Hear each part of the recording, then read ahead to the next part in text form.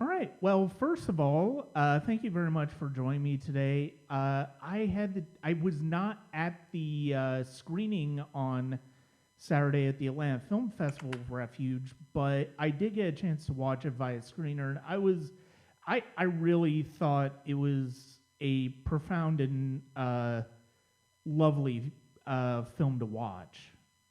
Well, thank you. We appreciate that.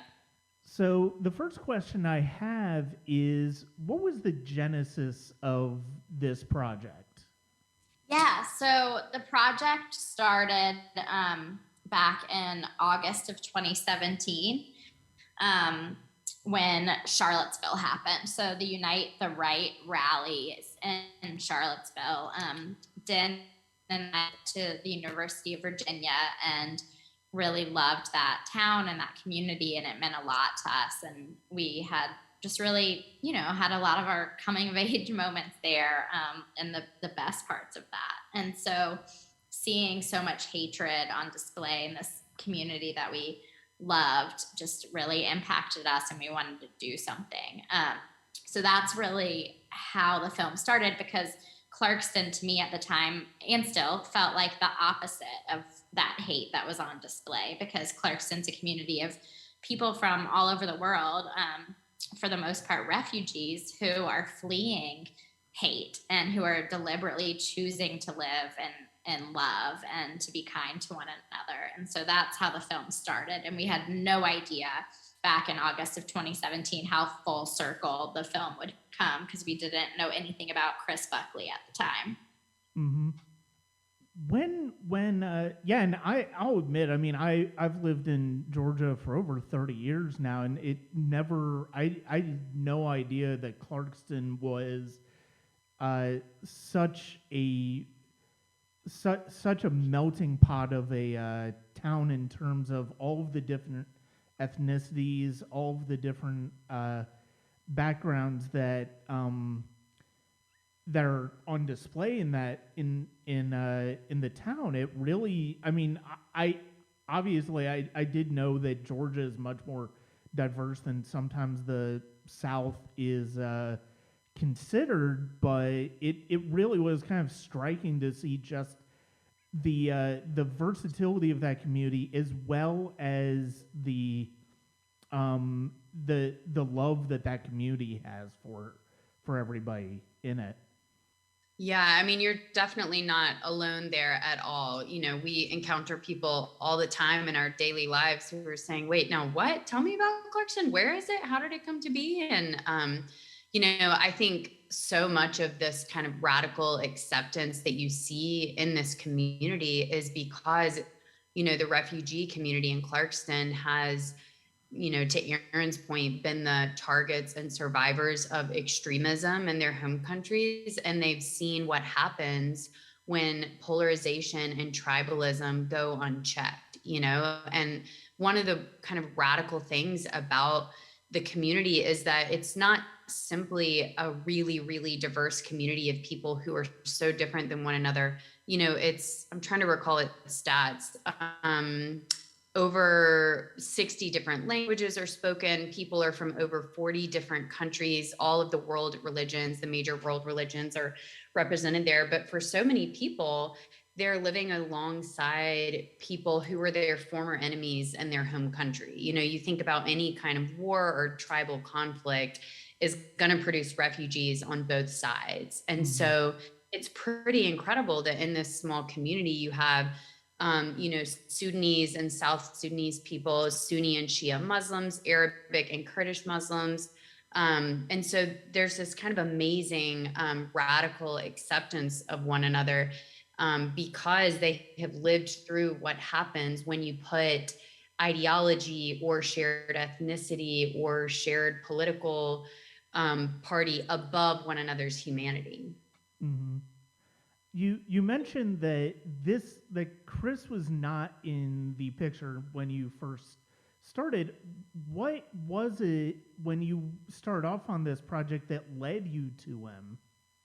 Yeah, so we had been filming in Clarkston for about 6 months or so, and we'd pretty quickly identified Haval, Dr. Haval Kelly, Mama Amina, Mayor Ted, and a few other people who you didn't get to meet in the film, unfortunately.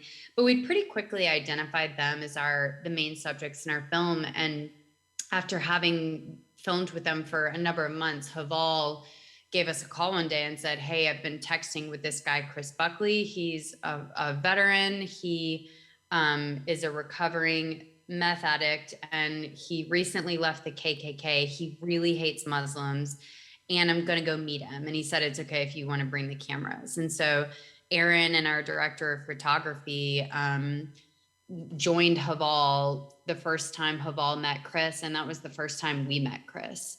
So it was a pretty wild, unexpected twist in the story that we thought we were going to be telling, but ended up giving us such a powerful, front row seat to this kind of transformation. Yeah, and I think one of the things that is one of the reasons that this movie is so so impactful and so emotionally, the way it works so emotionally is the fact that in a lot of cases when we hear these stories of former white nationalists or former or racists, and they all of a sudden are introduced to people, the very people that they've been radicalized to hate, and a lot of people use those as an excuse to say, "Oh, see, it's just a matter of understanding people's differences, getting to know people different from you," when obviously it's not as clear cut as that. What was it like, that first interaction with Chris, and what how and when you started to talk to him, what was it that you what was it that made him I mean, other than his background, what was it that made him such a compelling co-subject, as well as Haval? Erin, you want to take that one? Like on both sides of my house somehow. So why don't you take it, and hopefully the next one I can do. Okay.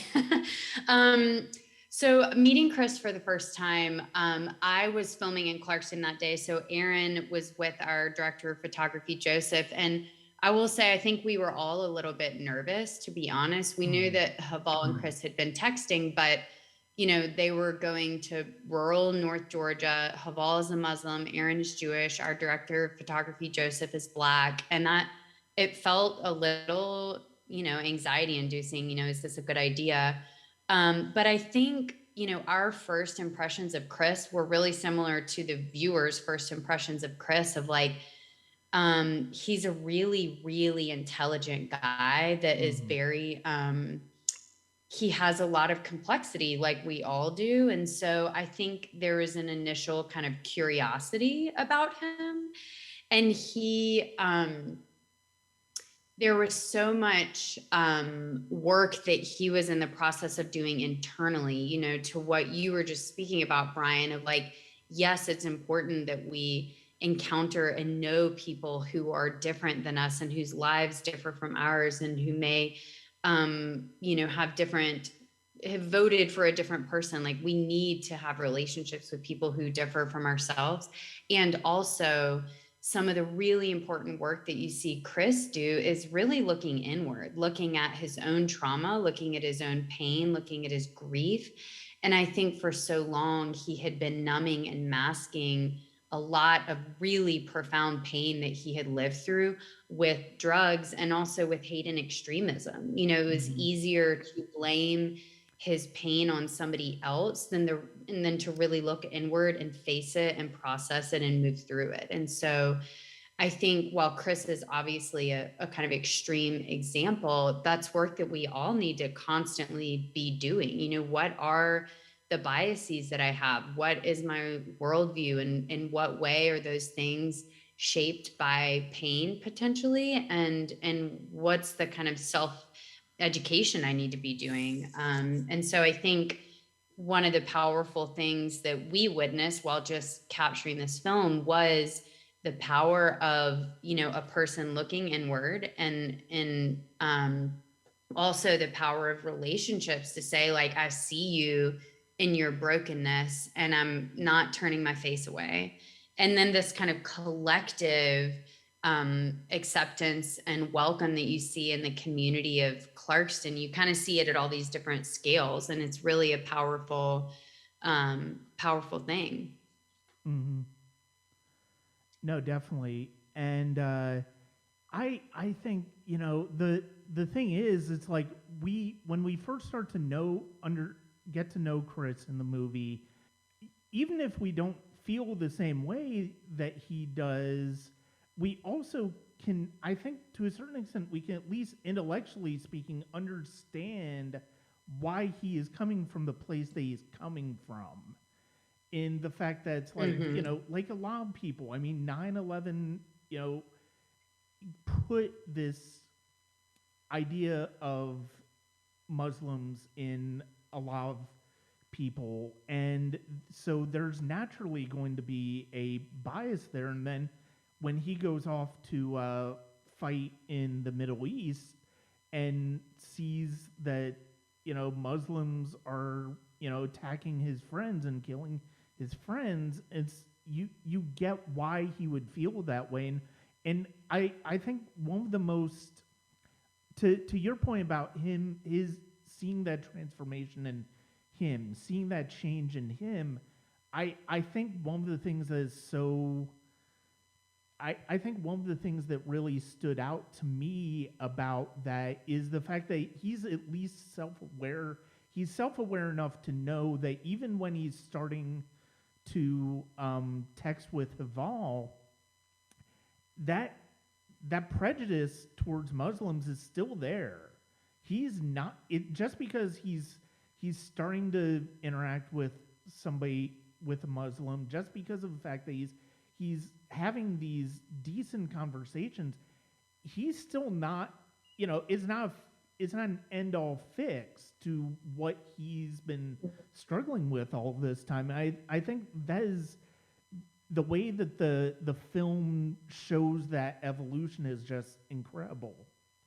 Oh, thank you so much. And I one thing that we're really proud of is that, you know, it authentically captures that evolution. You know, Chris was, you know, anxious and hesitant in those first interactions, and it really took time of knowing Haval and kind of building that trust with one another for him to kind of distinguish his perception of Islam and of Muslims from the reality of his experience and his growing relationship with Haval. And I think, you know, one of the things that we were really aware of while we were making this, and I think there's a scene in the film that really kind of illustrates this powerfully, in my unbiased opinion, was, you know, I think as Americans, we are quicker to lump jihadist and radicalized Islam as being reflective of the faith of Islam, which it's not. And when you see, you know, in the film, there is a KKK rally, and in that rally, you see a cross being burned. And I think for most Americans, we don't see that and think that that is a reflection of Christianity. We see that and understand, like, that's a radicalized, you know, warped version of the, you know, not even of this faith, but it's really easy for us to distinguish those things. And I think in the wake of 9/11, it's harder. And so I think that's some of the work that we all need to do, is be committed to making sure that we distinguish, you know, acts of jihad from the Muslim faith. No, absolutely. Were there any particular challenges that you faced in making this movie?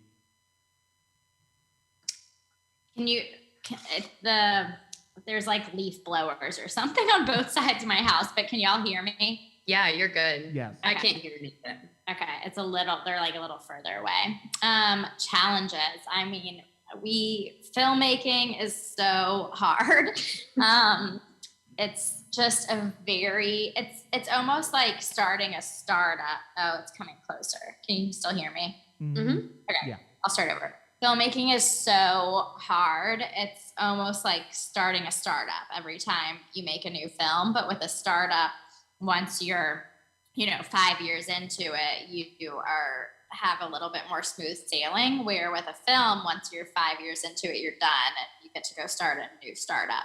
So it has a lot of the same challenges, I think, as anyone in the startup world has, of you're building a team, you're building a business case, you're building relationships, you're raising money, and all of that has so many inherent challenges with it. And then also we had an added challenge that not every film has, of that real life happened. We were filming a cinema verite film, and real life in our instance made the film probably even better than it would have been and could have been when Chris was added to it. But we also kept filming the Clarkston story on its own and the Chris and Haval story arc. And so when we first edited the film, it was really looked like two separate films that then we had to merge into one. So that was really a big challenge. And Den and I are both, new filmmakers. Like, this was both of our first time directing a film. And it's really loud now. Do you want to step in, Den? Yeah, for sure. But we can hear you okay. Yeah. Yeah, I'll just add that, along the lines of what Erin was just saying, because the story that we set out to capture, which was really focused on the community of Clarkston and this community of refugees that was practicing this kind of radical welcome and acceptance, as we were seeing this growing white nationalism in our country, it really took us a long time in post-production to hone in on one clear, cohesive story. Like, we knew that there was a connective thread between Chris's overcoming of his hate and the community of Clarkston, but it really took us a long time before we could really whittle the film down into, the core of it. And I think a lot of that fell into place for us when we landed on the title of the film, Refuge, because we felt like at its core, and I very much include Chris in this description, at its core, it's a story of people who are seeking belonging and purpose and identity and community and security, and also what it is to be that source of refuge for somebody else. And so I think as soon as we honed in on that, it really helped us focus the film and focus the story in the version that you see now, which was draft 4,972. What was the most surprising thing that you came away with in terms of making this movie?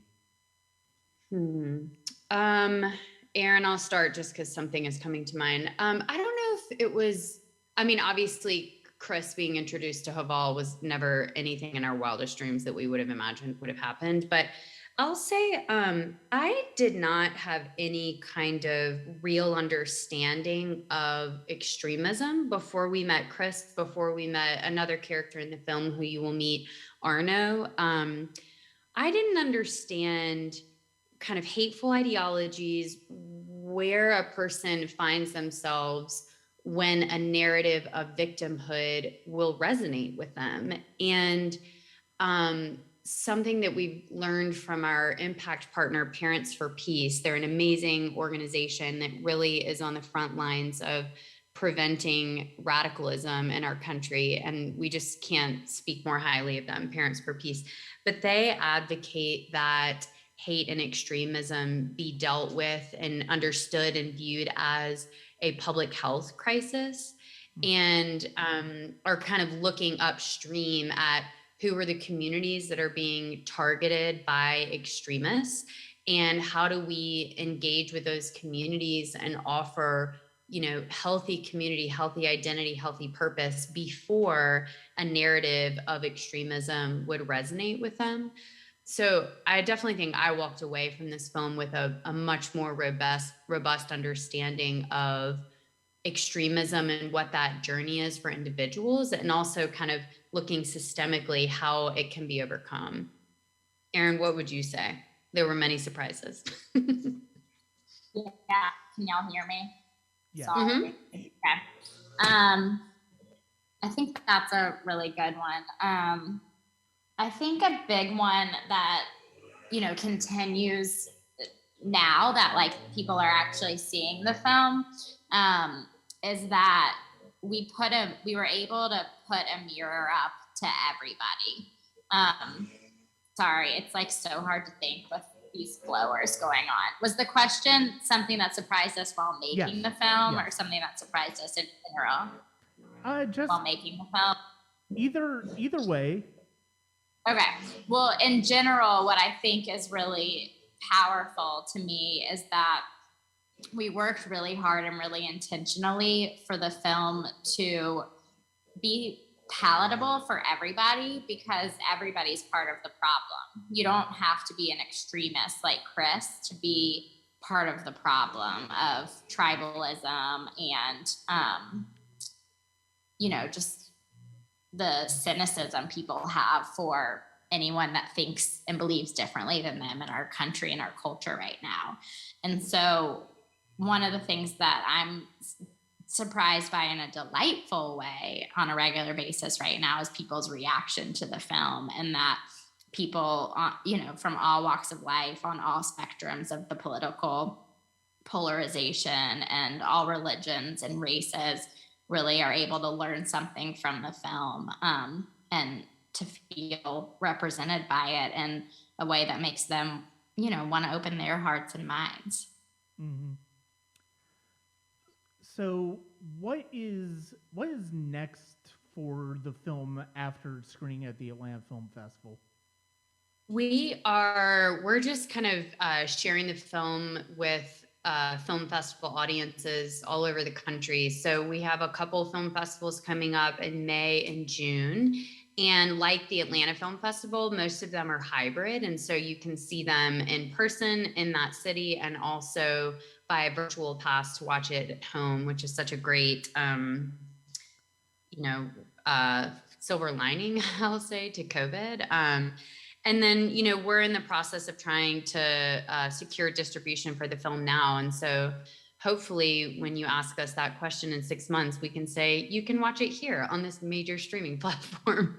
But that's kind of what we're in the process of doing now. And then we're also getting ready to launch our impact and education campaign. And so we really see this as kind of the starting point of the film's life, and we're really hoping that it can make a really big impact in rekindling our ability to empathize with one another, and that's kind of our biggest goal with releasing the film and structuring our impact and education campaign. Mm-hmm.